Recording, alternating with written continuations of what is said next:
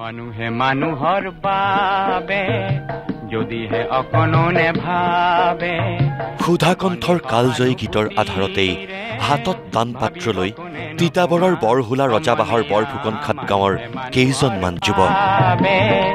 যদিহে অকণনে সাহায্য বিচাৰি ঘূৰিছে গাঁৱৰ ঘৰে ঘৰে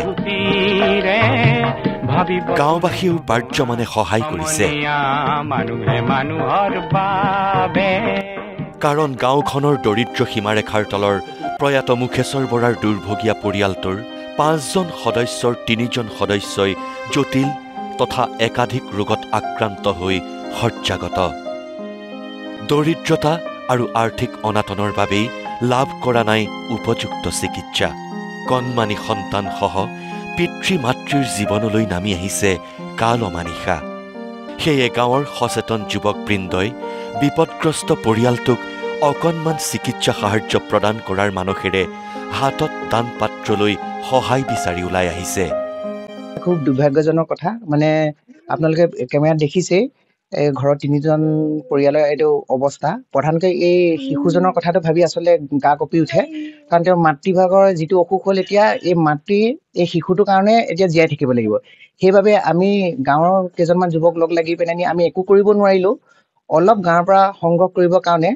কেইজনমান ল'ৰা আমি লগ লাগি ঘৰে ঘৰে গৈ পেলাই আমি কিছু অৰ্থ সংগ্ৰহ কৰিছোঁ গাঁৱৰ ৰাইজে সাহায্য দিছে যদিও এয়া পৰ্যাপ্ত নহয়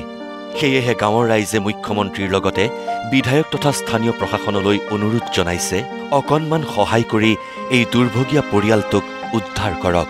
মাননীয় মুখ্যমন্ত্ৰী মহোদয়ক অনুৰোধ জনাইছোঁ কাৰণ আমাৰ এই অৰ্থই একো তেখেতলোকক মানে সুচিকিৎসা দিব পৰা অৱস্থাত নহ'ব তেখেতে যদি ইয়াৰ সুব্যৱস্থা এটা লয় তেনেহ'লে নিশ্চয় আমি উপকৃত হ'ম আমাৰ স্থানীয় প্ৰশাসন আছে ডিচি মহোদয় আছে আমাৰ বিধায়ক মহোদয় আছে আমাৰ মুখ্যমন্ত্ৰী হিমন্ত বিশ্ব শৰ্মা আৰু আমি সমূহ গাঁওবাসী হৈ তেওঁলোকক অনুৰোধ জনাইছোঁ যাতে পৰিয়ালটোৰ কাৰণে অকণমান চিন্তা কৰি তেওঁলোকক উদ্ধাৰ ব্যৱস্থা কৰি যেন